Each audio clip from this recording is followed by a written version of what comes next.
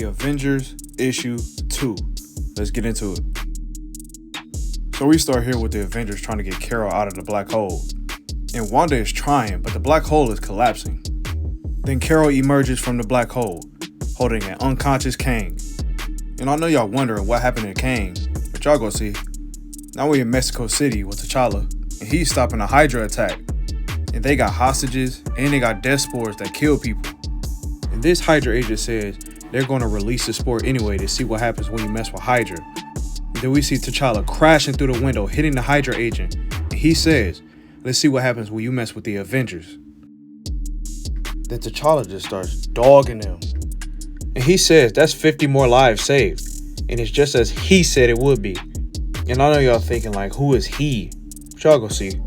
Now we pull up to where Kang and Carol are. And he been waiting for her there for that black hole to explode. And Kang felt like he was gonna die. So he held out long enough just so he can tell her this information.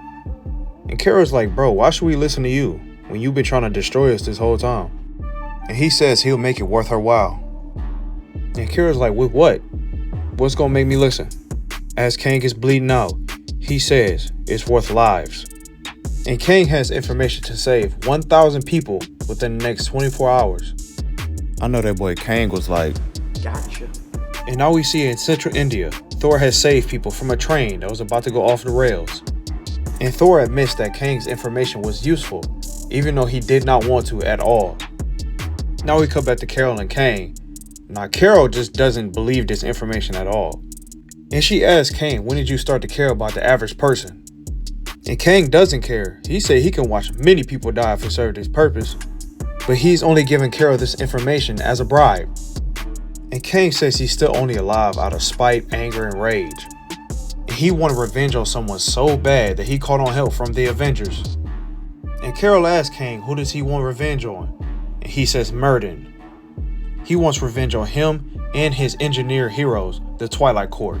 And that all took place back in Timeless, written by Jed MacKay. And Kang had a 1v1 versus most of the heroes in the Twilight Court. And then at the end, Murden stabbed him through the chest. And the reason Kang was dealing with all that during Timeless was the fact that he was looking for the missing moment. And the missing moment must be unlocked a certain way that Kang couldn't do on his own. And the way to unlock the missing moment was through tribulation events, and only the heroes can meet and overcome those things. And Kang was pissed that he couldn't have the missing moment for himself. And since it took heroes to unlock the tribulation events to have the missing moment, Murden engineered these heroes to have the missing moment for himself. And since Murden had his own team, Kang needed his own as well. And at that moment, he knew he had to call on the Avengers. Now we jump back to Kang and Carol, and she thinks that Kang wants her and the rest of the Avengers to go fight the other heroes for him. But he tells her that he was looking for the prize, which is the missing moment. And he says if Murden got it, it will mean doom for everybody. And I know y'all probably thought about Dr. Doom, but nah, get that out your head. And I say that because Murden had these chess pieces, and Doom was one of them on there after he knocked over Kang's. And that just leads me to question, who is Murden? And Kang says if he can't have the missing moment, Murden can't either. And I respect Kang for that, because why would you want your competition to have what you want?